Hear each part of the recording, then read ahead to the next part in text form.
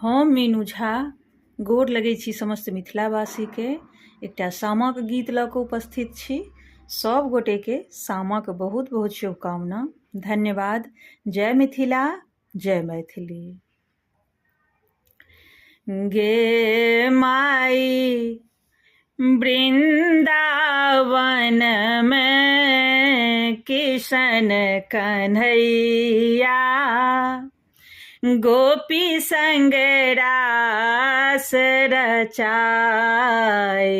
आगे माई वृंदावन में किशन कन्हैया, गोपी संग रास रचाए।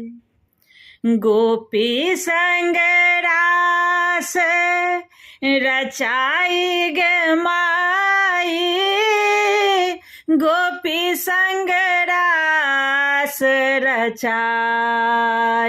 आगे माई गोपी संग रास रचाई।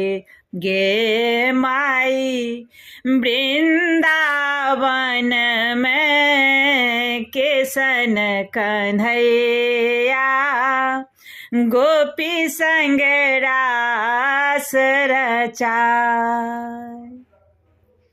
से होरा से देखा गेला हमर भैया, लागी गेलन दिन दोई चारी। गे माई लागी गेलन दिन दोई चारी।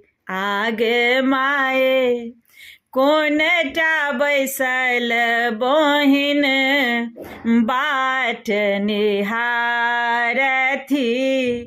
कहाँ रहलहुँ भैया समदिन।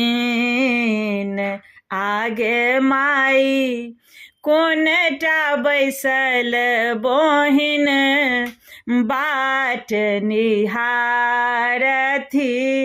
कहाँ रहला भैया समदिन।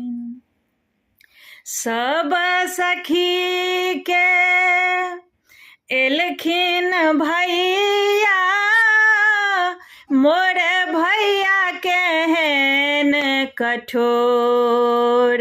गे माई मोर भैया केहन कठोर। आगे माई जुग जुग जीवथी, सब हक भैया, भौजो पहिरथी कामिन सिनूर।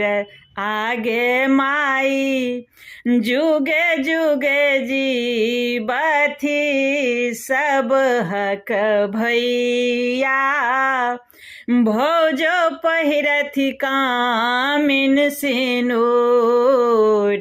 गे माई वृंदावन में किशन कन्हैया, गोपी संग रास रचाए।